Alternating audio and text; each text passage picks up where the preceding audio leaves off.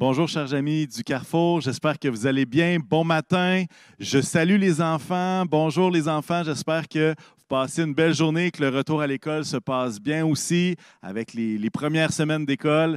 Et puis, j'espère que vous avez écouté la capsule de Carrefour Junior sur les animaux que Dieu utilise. Alors, si ce n'est pas fait, vous pouvez le faire après la réunion. C'est disponible sur notre chaîne YouTube ou sur Parents du préscolaire et du Carrefour Junior. Aujourd'hui, je veux vous parler un petit peu des consignes du gouvernement par rapport aux enregistrements. Alors que vous écoutez cette réunion-là, nous ici, on est uniquement 2 personnes pour procéder à l'enregistrement. Donc, c'est un pré-enregistrement. Pourquoi est-ce qu'on fait ça? Parce qu'avec les nouvelles règles, on est en attente d'avoir des nouvelles des autorités au niveau de la police de la Ville de Québec pour nous donner les autorisations pour, je dirais, avoir plus de monde dans nos enregistrements. Alors, il y a quelques ambiguïtés. On est en contact avec le REQ, le Réseau des évangéliques du Québec, et plein d'autres démarches qu'on est en train de faire. Donc, on est en train de s'informer. Et c'est pour ça que ce matin, ça va être un petit peu différent dans le sens que avant la période de restrictions supplémentaires du gouvernement, on a fait quelques prises d'enregistrement de louanges. Alors, ce matin, on aura un chant de louange avant le message de Pasteur Paul. On aura un chant de louange également après le message, mais on fait tout notre possible puis on continue d'être diligent, de justement être selon les règles puis de bien collaborer avec les autorités. Alors, on vous tiendra au courant, mais il y a quelque chose de nouveau aussi qui s'en vient parallèlement à ça, c'est que après la réunion de ce matin, on vous convie, ça va être un petit peu plus court dans le temps, hein, étant donné qu'il va y avoir moins de chants de louange, mais on vous convie tout de suite après la réunion à vous joindre à nous pour une rencontre Zoom. La rencontre Zoom ne sera pas une autre prédication, ne sera pas un autre temps de louange, mais va être un temps d'échange ensemble par rapport à la réunion et peut-être également à un temps de prière les uns avec les autres. Alors, on vous encourage d'être là. Et tout de suite après la réunion, dans le fil de discussion Facebook, les commentaires, vous allez avoir le lien Zoom. Et si vous êtes sur YouTube, on vous salue. On est content que vous soyez là. Dans la description du vidéo que vous êtes en train d'écouter, il va y avoir également le lien pour se joindre tout de suite après la réunion. Alors, on vous y convie. C'est quelque chose de nouveau. On va faire des tests. On va voir comment ça va, mais on sent que ça va être un bon moyen de connecter ensemble et de pouvoir également partager ce qu'il y a sur notre cœur. Si pendant la réunion, vous avez quelque chose qui brûle sur votre cœur, ça sera également l'occasion de le partager à des frères et sœurs. Alors, on est vraiment enthousiastes pour ce Zoom-là après la réunion. Je veux vous mentionner quelque chose de nouveau encore. Il y a une adresse courriel qui a été ajoutée, qui a été créée pour recevoir vos requêtes de prière. Parce qu'on veut être avec vous en prière. L'adresse courriel, c'est prions @carrefourcc.org. Et puis, ce qu'on veut, c'est justement, avec la semaine de prière qui s'en vient la semaine prochaine, Pasteur Paul vous donnera des détails supplémentaires, on va avoir vos requêtes pour que lors de ces rencontres-là, on soit capable également de prier pour les besoins de notre assemblée. Alors, n'hésitez pas, envoyez vos requêtes par courriel et ça nous fera plaisir là, de prier avec vous. Avant de laisser Erika nous conduire dans un chant, je veux juste vous mentionner, il y en a qui me disent « Hey, il me semble que ça fait longtemps qu'on n'a pas entendu parler dans Lui, je crois ». Vous avez raison. Et la semaine prochaine, c'est notre dernier message de cette série-là qui dure depuis le mois de septembre à chaque 2 semaines. Et on va faire la conclusion et on pourra, par la même occasion, vous donner des nouvelles, donner également toutes sortes de bénédictions qu'on a entendues, qu'on a vues. Et puis, ça sera un bon moment. Alors, ne manquez pas ça la semaine prochaine. Alors, on prie rapidement et ensuite de ça, Erika nous conduit dans un chant. Alors qu'on va passer un bon temps tous ensemble dans la présence de Dieu. Seigneur éternel, merci pour ce temps. Merci pour ce temps ce matin qu'on peut passer ensemble, connectés, Seigneur, encore plus connecté qu'à Internet, on est connecté au trône de la grâce. On est connecté avec le Dieu d'éternité. Et ça, c'est la plus grande bénédiction qu'on peut avoir. Alors, Seigneur, je te prie qu'à travers ce temps qu'on va passer ensemble, on puisse s'approcher de toi, qu'on puisse passer du bon temps, qu'on puisse en profiter, Seigneur, et que toute la gloire puisse te revenir. Merci, Seigneur, pour ton Église. Merci, Seigneur, pour tout ce que tu y fais, tout ce que tu y produis. Et, Seigneur, que ton nom soit béni. Alors, merci pour ce temps de louange, cette prédication. Touche nos cœurs, parle à nos vies, Seigneur, et à toi seul soit la gloire. Amen. Alors, merci à Erika, toute l'équipe, et puis on se revoit sur Zoom après la réunion. Bye bye. Bon dimanche matin à tous. Vous savez, peu importe les situations qui peuvent arriver, peu importe ce qui peut se passer dans nos vies, il y a quelque chose que les derniers temps nous rappellent, c'est que la seule chose dont on a réellement besoin, c'est de la grâce de Dieu. Sa grâce nous suffit. Et c'est ce qu'on va chanter ce matin. Et, vous savez, il y a un verset biblique qui dit « Ma grâce te suffit car ma puissance s'accomplit dans la faiblesse. » Et c'est lorsqu'on est faible qu'on est fort. Et ce matin, rappelons-nous que Dieu est fidèle et il veut nous conduire près des eaux paisibles.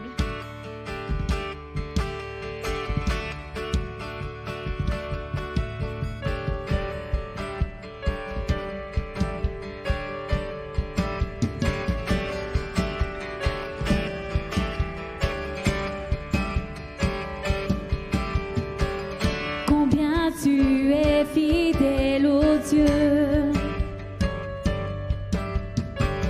Tu veux toucher les cœurs perdus.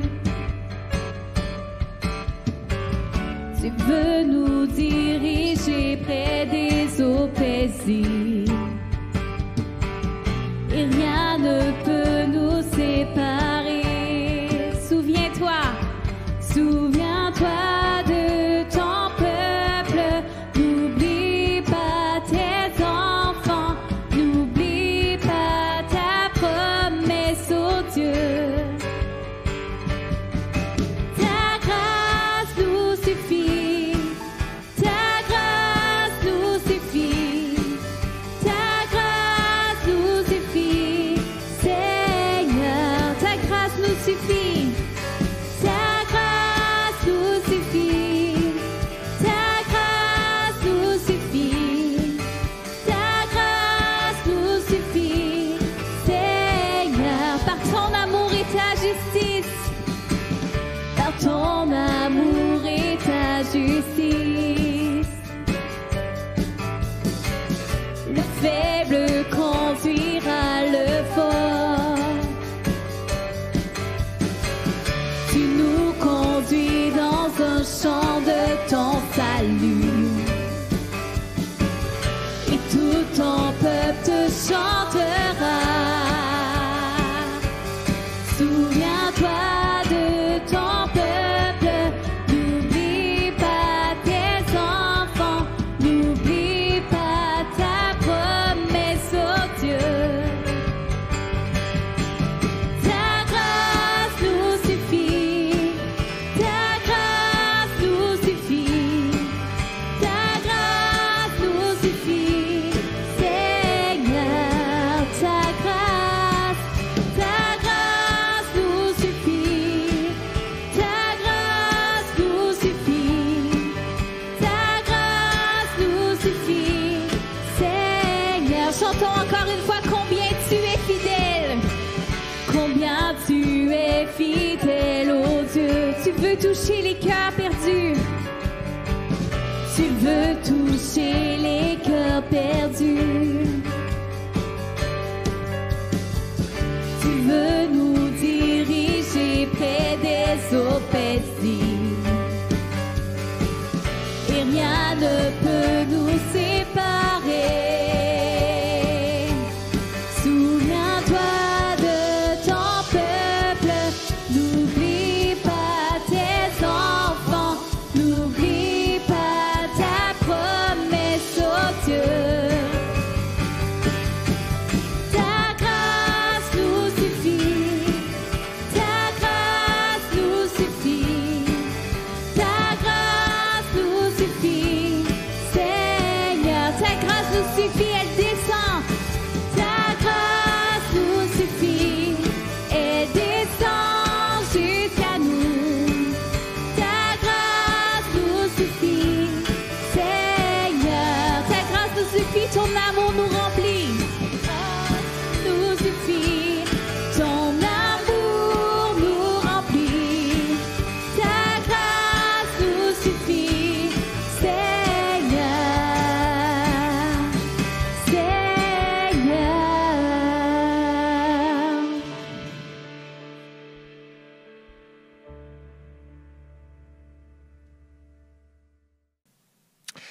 Merci donc, Erika et toute l'équipe de louanges qui font des efforts et qui sont disponibles et qui se rendent disponibles et qui s'ajustent aux continuelles contraintes auxquelles nous devons faire face. Moi, je veux vous dire que tout de suite, cette semaine, dès demain, en fait, nous débutons une semaine de jeûne et prière. Ça se fera sur Zoom. Ça aura lieu donc du lundi 18 jusqu'au vendredi 22. C'est à 19h. Le lien disponible pour le Zoom sera disponible donc sur les plateformes Facebook, sur le site web du Carrefour ainsi que sur la lettre de nouvelles, mais c'est le même lien donc à tous les soirs de cette semaine. Ce matin, j'aimerais juste vous apporter une parole de la part du Seigneur. Je crois que Dieu a une parole pour nous aujourd'hui, une parole pour chacun de nous aujourd'hui, une parole qui pourrait nous inspirer puis nous faire du bien. Ça se trouve en fait dans l'Ancien Testament, dans le livre de la Genèse, au chapitre 15, versets 5 et 6 que nous lisons ensemble.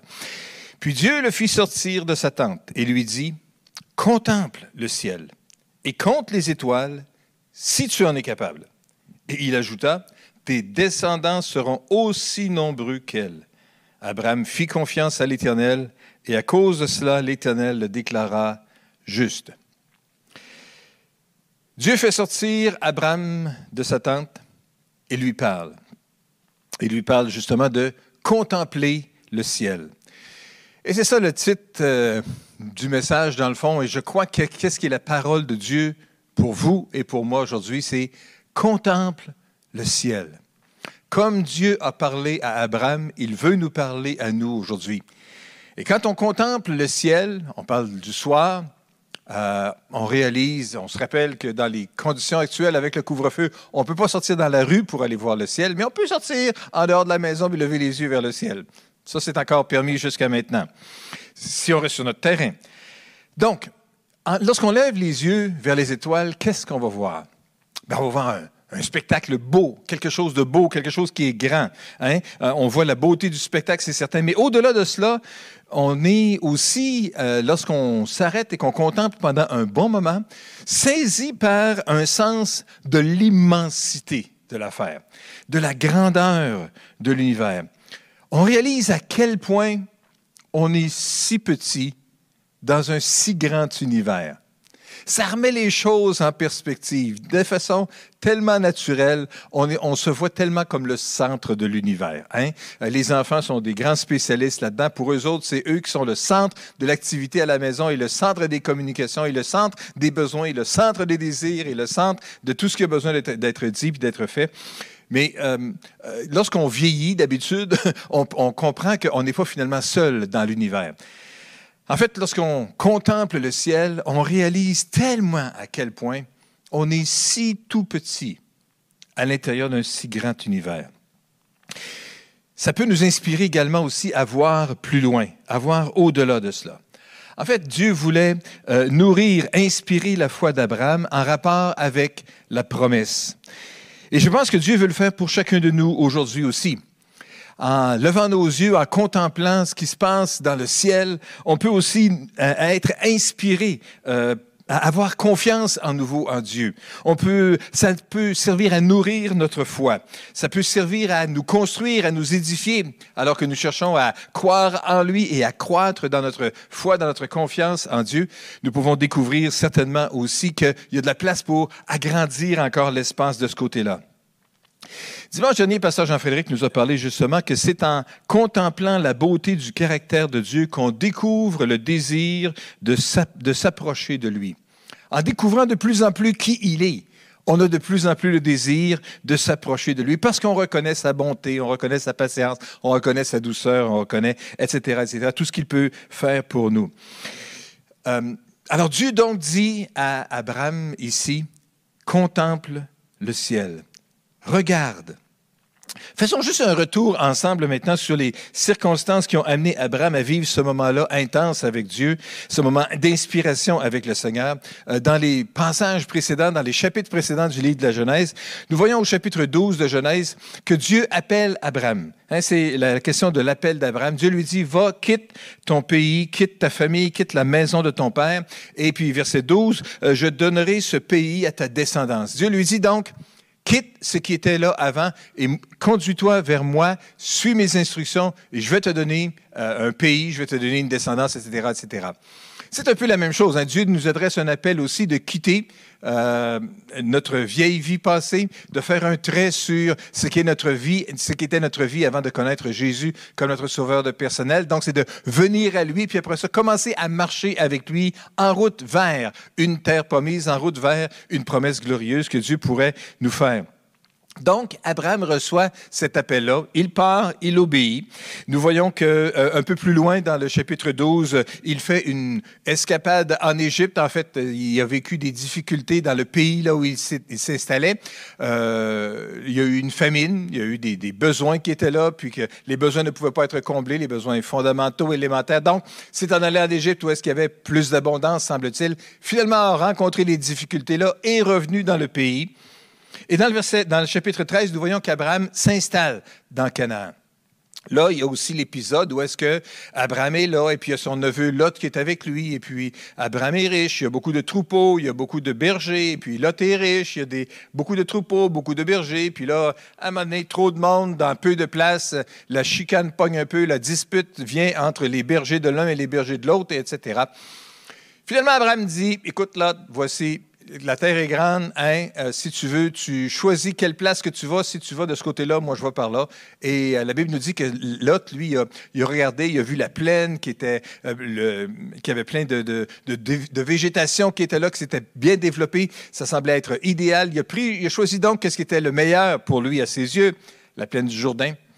Nous, on sait, parce qu'on a lu le livre de la Genèse, que dans le fond, dans la plaine du Jourdain, il y avait aussi les villes de Sodome et Gomorrhe, et c'était pour créer toute une série de difficultés aussi pour lui et pour sa famille. Mais il regardait que ce qui était l'apparence, et puis finalement, il a pris ce qui semblait être le mieux pour lui. Abraham a dit, « Parfait, c'est ça que tu prends. Moi, je prends de l'autre côté, puis on s'en va par là. » Mais le temps passe, et toujours pas de descendance pour Abraham. Et c'est là qu'on arrive après à ce passage-là où est-ce que ça nous dit justement qu'au verset 1 du livre de Genèse au chapitre 15, ça nous dit qu'après ces événements, donc l'Éternel s'adressa à Abraham dans une vision et il lui dit, « Ne crains rien, Abraham, lui dit l'Éternel, je suis ton protecteur, ta récompense sera très grande. » Dieu s'adresse à lui en lui parlant et en s'adressant à lui par son nom. Et savez-vous quoi? Dieu veut nous parler aussi en nous appelant par notre nom. La vérité, c'est que Dieu connaît votre nom. Lorsque nos parents, dans une génération passée, se rendaient à la banque ou à la caisse pour aller faire leurs affaires, des dépôts, des retraits, etc. Le préposé derrière le comptoir souvent les connaissait et puis pouvait les saluer par leur nom. « Bonjour, monsieur, madame, quelque chose, et puis qu'est-ce qu'on peut faire pour vous aujourd'hui? » Aujourd'hui, c'est un petit peu différent, hein? L'expérience qu'on a lorsqu'on va dans une banque ou dans une caisse. D'abord, c'est pas toutes les banques et toutes les caisses qu'il y a vraiment quelqu'un, une véritable personne derrière un comptoir. C'est souvent des guichets plutôt qui vont faire office de façon de faire nos transactions. Mais sauf dans des rares exceptions de nos jours, le préposé, lorsqu'il est derrière le comptoir, ce qu'il veut d'abord, c'est voir ma carte de débit pour être capable de m'identifier comme il faut, plutôt que de me connaître par mon nom. Hein, je ne suis plus finalement qu'un numéro de 16 chiffres dans un ordinateur et que c'est ça, hein, qu'on voit sur ma carte de débit pour être capable de m'identifier, être capable de faire ce que j'ai besoin de faire.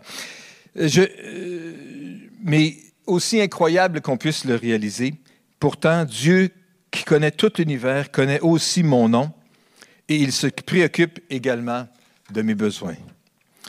Dans le psaume 147, verset 4, nous lisons, « C'est lui, Dieu, qui détermine le nombre des étoiles, et à chacune d'elles, il donne un nom. » Dieu, quand on contemple le ciel, puis qu'on voit l'immensité, puis qu'on voit la quantité incroyable d'étoiles qu'on peut voir, puis qu'on commence à compter, puis que finalement on abandonne parce qu'on ne peut pas se rendre jusqu'au bout de tout ce qu'on peut voir, Dieu, la Bible nous dit, détermine le nombre des étoiles, et à chacune d'elles, il donne un nom. Au verset 5, ça poursuit en disant « Le Seigneur est grand, son pouvoir est immense, sa science est infinie. » Lorsqu'on réalise ça, combien Dieu est grand, combien il est élevé, c'est un Dieu de grandeur, sa science est tellement élevée, tellement supérieure à tout ce qu'on peut voir, tout ce qu'on peut connaître. Et pourtant, il connaît notre nom. Il est un Dieu personnel. Et dans la présentation que Dieu fait à Abraham, lorsqu'il se révèle à lui, il s'adresse à lui par son nom. On a raison de dire, nous, les croyants, les chrétiens évangéliques, que la vie avec Dieu, c'est une relation personnelle avec Dieu. Une relation personnelle avec Dieu qu'on peut comprendre, qu'on peut connaître, qu'on peut saisir. Lorsqu'on a vécu l'expérience de la nouvelle naissance et qu'on sait, c'est pas de l'orgueil, ça, mais simplement une réalité qu'on sait, qu'on expérimente à l'intérieur de notre cœur, de savoir que je peux parler à Dieu et qu'il me parle à moi et qu'il s'adresse à moi en me parlant par mon nom. Il est un Dieu personnel. Dans le livre d'Ésaïe, au chapitre 43, et nous lisons au verset 1, la prophétie, « Dieu, maintenant l'Éternel qui t'a créé au peuple de Jacob et qui t'a façonné, ô Israël, te déclare ceci. Ne sois pas effrayé, car je t'ai délivré, je t'ai appelé par ton nom, tu es à moi. » Dieu rappelle à Israël ici qu'il n'y a pas besoin d'être effrayé, que Dieu l'a déjà délivré et qu'il l'a appelé par son nom, tu es à moi. Dieu veut vous rappeler, et veut vous rappeler, et ce matin, je veux juste vous rappeler cette parole-là de Dieu, il connaît votre nom. Arrêtez de penser que peut-être la préoccupation de votre cœur, ce qui pèse, le fardeau que vous avez peut-être à l'intérieur de vous, c'est tellement éloigné de Dieu. Non, non, non, non. Dieu vous connaît par votre nom. Même le Dieu qui connaît toutes les étoiles du ciel et de la terre, il connaît votre nom. Je t'appelle par ton nom, tu es à moi. Au verset 2 du même livre d'Ésaïe 43, nous lisons, et Dieu après ça fait la promesse, lorsqu'il s'adresse à nous personnellement, il dit, « Quand tu passeras par les eaux, je serai avec toi. Quand tu traverseras les fleuves, ils ne te submergeront pas. Quand tu marcheras dans le feu, il ne te fera pas de mal, et tu ne seras pas brûlé. » Dieu nous fait des promesses donc de nous garder, de nous protéger à travers tout cela. Et on va voir tantôt que c'est quelque chose qui revient encore dans le message que Dieu donne à Abraham. Il nous connaît par notre nom, il s'adresse à nous et il promet dans le fond une protection pour nous autres dans le milieu de tout cela. Dieu nous dit dans le fond qu'on n'a pas besoin de craindre. Dieu dit à Abraham dans le chapitre 15, verset 1, « Ne crains rien, Abraham. Ne crains rien. » Et moi, je crois que Dieu veut nous dire encore aujourd'hui, ne crains rien. En fait, cette expression-là, ne crains rien, on voit ça souvent dans la Bible. Ne crains pas. Lorsque un ange, par exemple, apparaît à Marie, lorsque Dieu s'adresse, on vient de le voir tantôt dans Ésaïe 43, ne crains pas, pas besoin de craindre. Mais c'est la première fois ici dans Genèse chapitre 15, lorsque l'expression se trouve dans la Bible, ne crains rien. Et je pense que c'est quelque chose qui est important, est un message important pour vous et pour moi aujourd'hui. Ne crains pas. Pas besoin d'avoir le cœur rempli de crainte. Ne crains pas les difficultés qui peuvent se présenter. Ne crains pas l'opposition que tu peux avoir à un moment donné face à tes projets que tu as.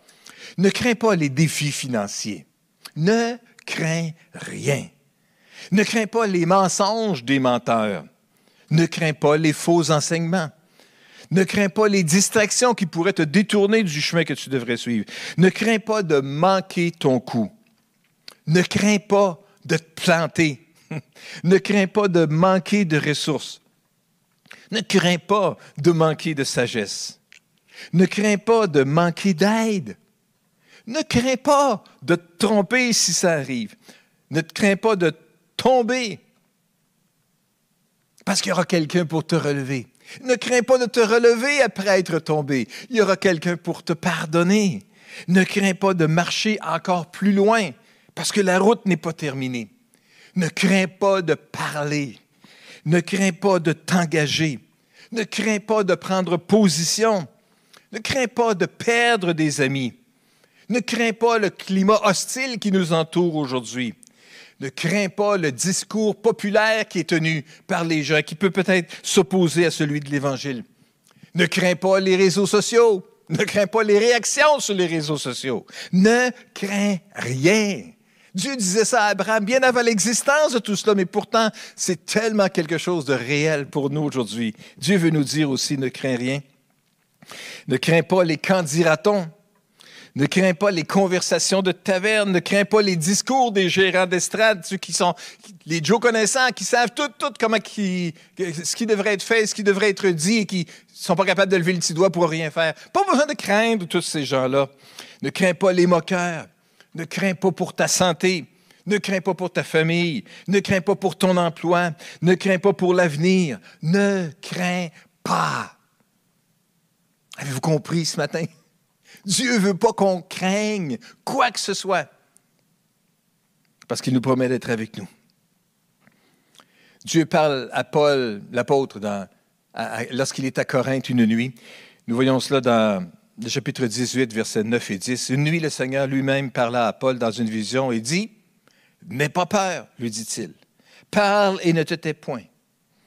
Je suis avec toi. Personne ne pourra s'attaquer à toi pour te faire du mal, car il y a dans cette ville un peuple nombreux qui m'appartient. » Lorsque Dieu parle ainsi à Paul, Paul est dans la ville de Corinthe. Corinthe était la capitale d'une région de la Grèce antique qui s'appelait l'Achaïe, une ville qui était quand même très populeuse pour l'époque, qui contenait quelque chose comme 700 000 habitants, qui est à peu près l'équivalent de la grande région de la capitale nationale aujourd'hui aussi. On peut donc trouver une certaine parenté dans le nombre de personnes, la grosseur de la ville. Et Dieu lui dit, et je crois que Dieu veut nous dire à nous aussi aujourd'hui, nous les gens du Carrefour chrétien de la capitale, n'aie pas peur. N'aie pas peur de prendre position pour l'Évangile. N'aie pas peur de prendre position pour Jésus. N'aie pas peur. Parle et ne te tais pas, car je suis avec toi. En fait, Dieu nous promet que personne ne pourra s'attaquer à nous pour nous faire du mal. Et voici la promesse glorieuse. Il y a dans cette ville un peuple nombreux qui lui appartient. Que Dieu puisse nous aider à nous approprier de cette vérité-là. Que Dieu puisse nous approprier et saisir la vision qu'il y a dans cette ville de la capitale nationale, un peuple nombreux qui appartient à l'Éternel et qui a juste besoin d'être délivré, qui a besoin d'entendre le message de la délivrance que vous allez lui communiquer.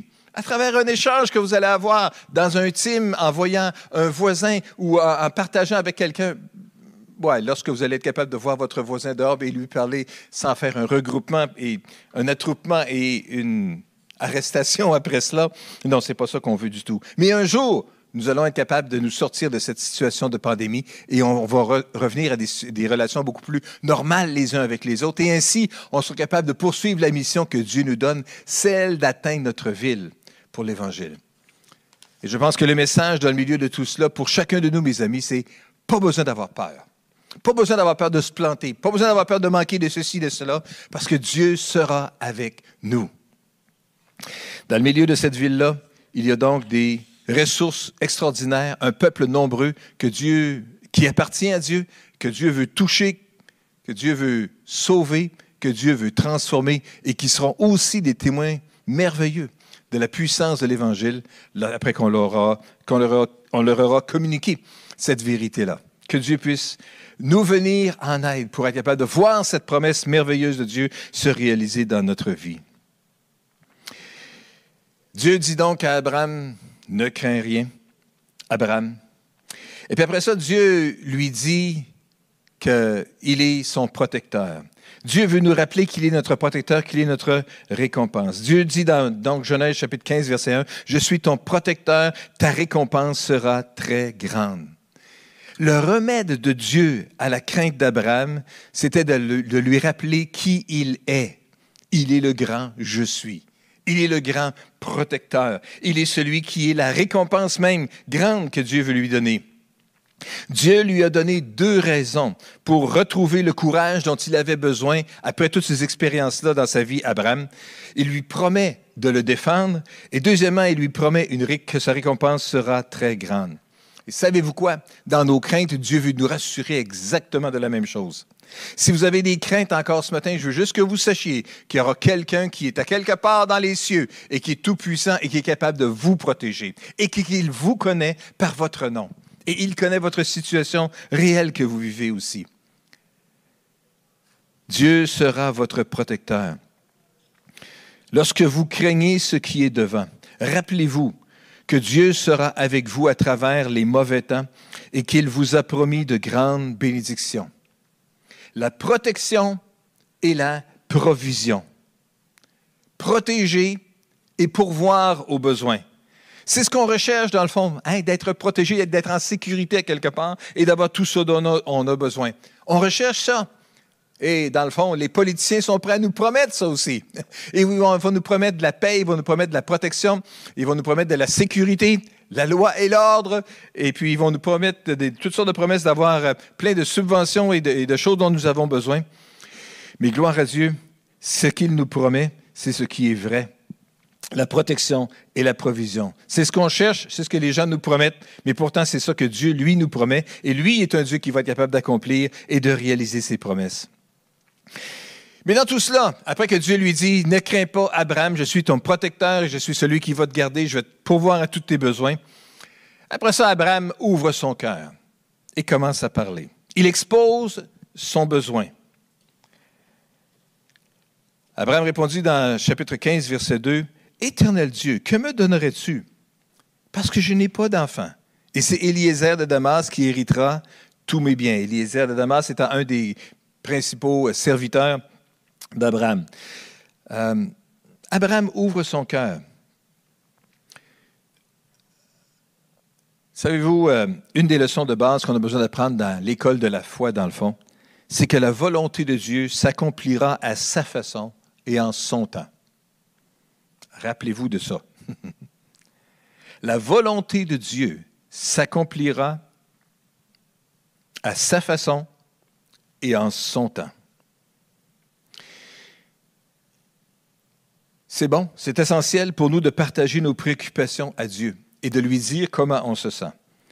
Et c'est exactement ce qu'Abraham fait ici dans Genèse chapitre 15, verset 2. Il dit « Je n'ai pas d'enfant ». Et même si ce qu'on dit peut ressembler peut-être à de l'incroyance ou à de l'impatience dans notre cœur, Dieu n'est pas sourd à notre question et puis il n'est pas distant devant nos sentiments. Dieu n'a pas repris Abraham ici. Dieu lui a plutôt donné l'assurance dont il avait besoin. Dans le fond, Dieu est prêt à accueillir les paroles de son cœur.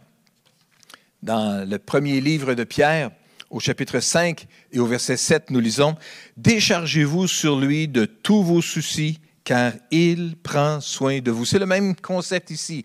Prenez le temps de dire ce qui est là, l'irritation qui est là. Je n'ai pas d'enfant, la promesse ne s'est pas réalisée encore, le temps passe et puis ça ne pourra pas se faire. Ça peut sembler de l'incrédulité, mais c'est simplement la réalité de ce qu'il expérimente. Et quand on va le partager à Dieu, comme Abraham l'a partagé à Dieu, il saura le rassurer aussi, comme il pourra nous rassurer aussi. Et Pierre encourage les chrétiens ici dans ce passage-là. Allez-y, déchargez-vous sur lui de tous vos soucis, parce qu'il prend soin de vous. Pourquoi? Parce que Pierre s'est déjà déchargé sur lui de ses soucis aussi, et il a vu à quel point Jésus était capable de prendre soin de lui dans le milieu de tout cela, dans le milieu de toutes ses inquiétudes.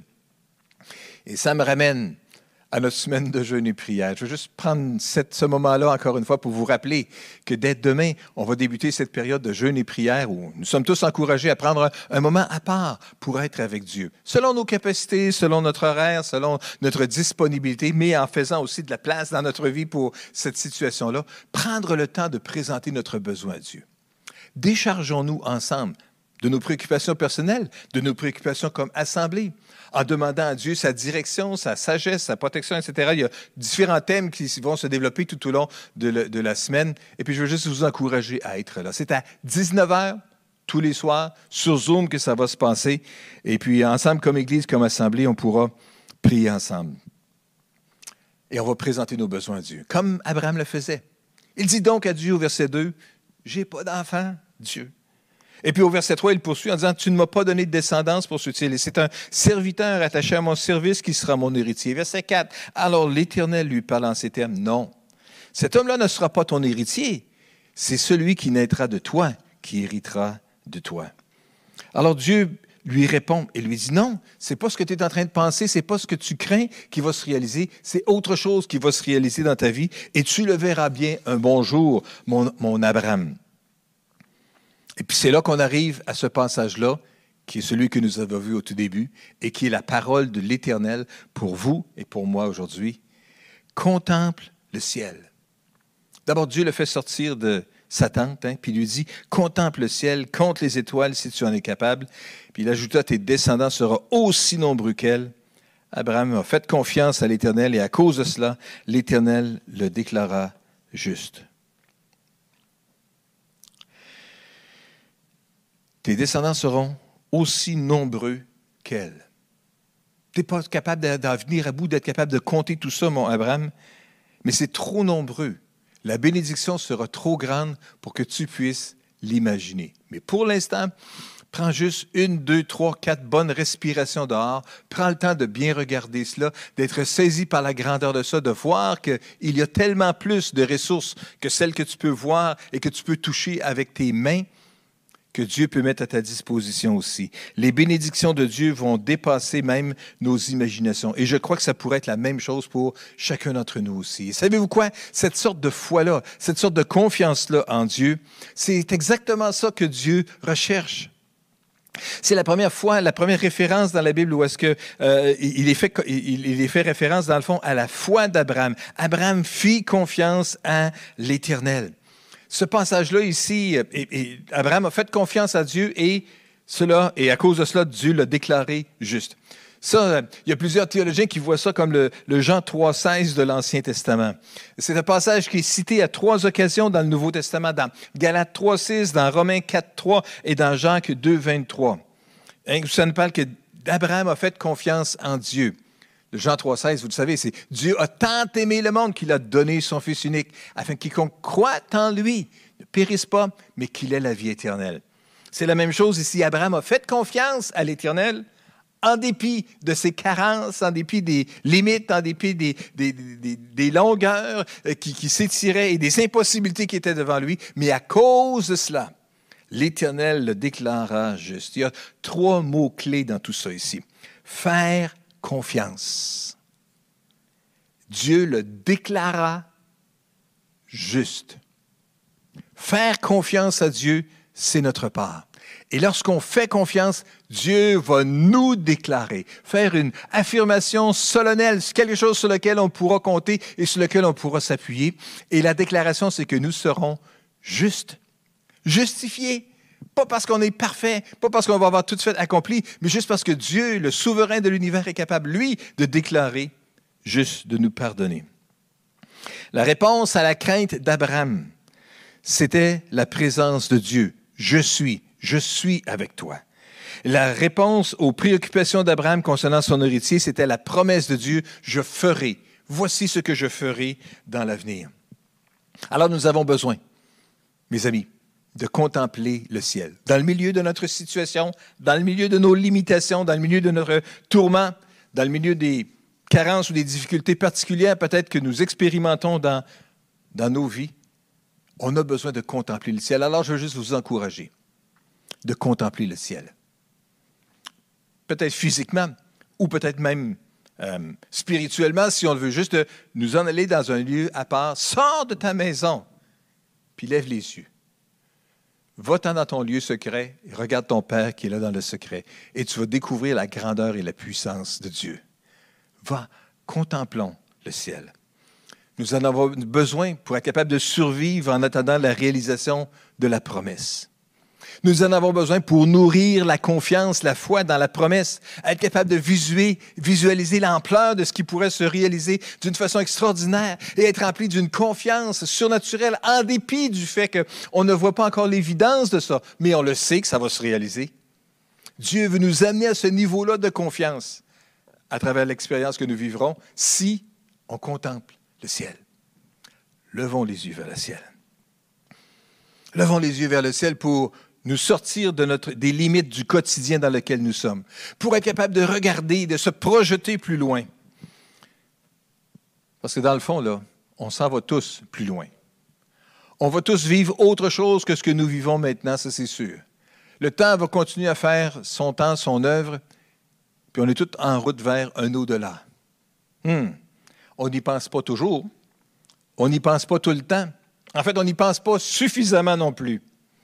Mais nous avons besoin de lever nos yeux, de contempler le ciel pour nourrir l'espoir, la foi au milieu de notre vie de tous les jours, au milieu de notre réalité, que tout ça, tout ce que nous faisons, ça en vaut la peine parce que Dieu va réaliser ses promesses, comme il l'a fait pour Abraham, qui a fait de lui un peuple nombreux et qui a fait de lui une source d'inspiration, alors que nous, qui ne sommes même pas ses descendants physiques, nous n'avons pas son ADN nécessairement qui coule à l'intérieur de nous ou son sang qui coule en nous, mais nous sommes habités par la même foi qu'Abraham, une foi vivante dans un Dieu puissant qui veut simplement nous déclarer juste aussi. Alléluia. Alors, on va juste prier ensemble dans un moment, mais juste avant, dans quelques instants, Erika et l'équipe de louange vont revenir pour un autre chant. Mais j'aimerais juste simplement, juste avant qu'on prie, simplement juste prendre un temps pour remercier toutes les personnes qui continuent à faire des contributions sur une base régulière au Carrefour chrétien de la capitale. Je veux juste vous dire merci. Merci, vous savez, puis il y a 3 façons de donner, par transfert bancaire, par PayPal, par chèque, en envoyant votre chèque au 1015 rue des Gadelles, Québec, G2J0C8. C'est la façon de le faire. Merci de le faire. Dieu est fidèle, il pourvoit à tous nos besoins. Il continue à le faire, il continuera à le faire, mais je veux juste vous dire merci de faire partie de cette façon avec laquelle Dieu pourvoit à tous nos besoins. Est-ce qu'on peut juste prier ensemble? Seigneur, je veux te prier pour mes frères et mes sœurs aujourd'hui. Je veux te prier pour chacun à qui tu veux parler concernant cette importance que nous avons de lever nos yeux et de contempler le ciel. Aide-nous à être saisis par ta grandeur. Aide-nous à être frappés par l'immensité des ressources que tu veux placer devant nous.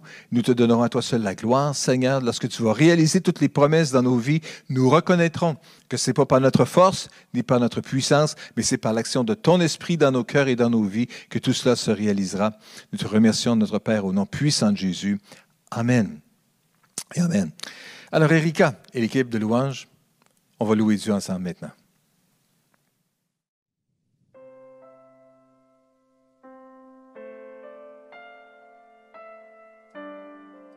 Seigneur, ce matin, on veut t'offrir ce chant de consécration qui dit que nos cœurs sont entiers pour toi.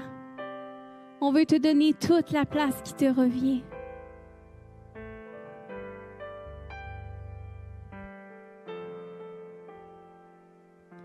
Je viens à toi, car je sais que tu me rassasies. Quand je suis vide, je sais que ton amour me remplit. Chantons, je viens à toi. Je viens à toi, car je sais que tu me rassasies. Quand je suis vide, je sais que ton amour me remplit. On veut espérer en toi, Seigneur. Et j'espère en toi. Oui, j'espère en toi. Je fléchis les genoux, me consacrant à toi.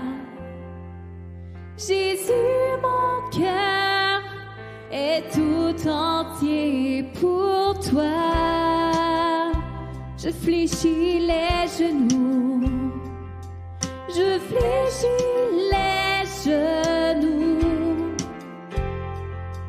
me consacrant à toi. Jésus, mon cœur est tout entier pour toi.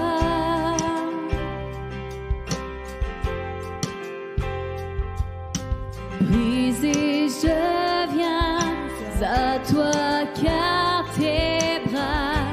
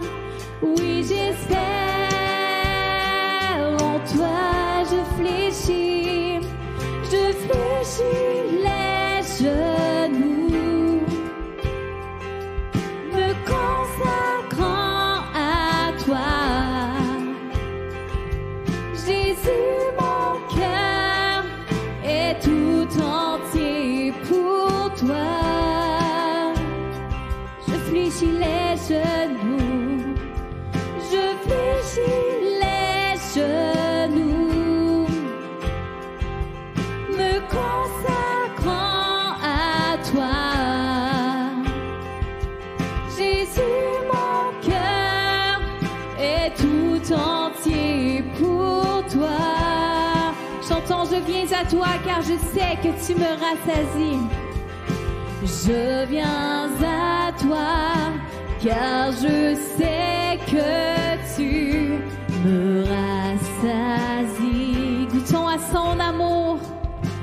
Quand je suis vide, je sais que ton amour me remplit. Et j'espère en toi. Oui, j'espère en toi. Et j'espère en toi.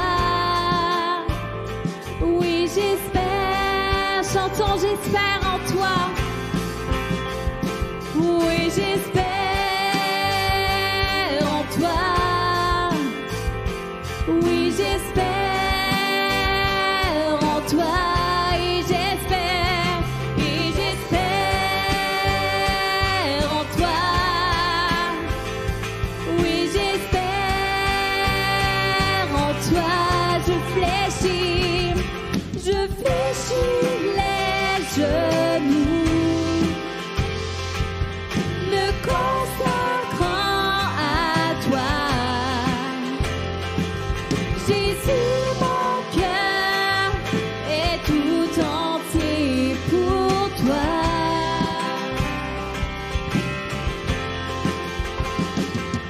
Je fléchis les genoux, me consacrant à toi. Jésus, mon cœur est tout entier pour toi. Jésus, mon cœur.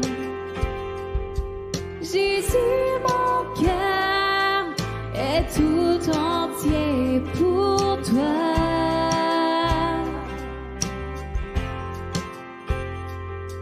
Jésus, mon cœur est tout entier pour toi.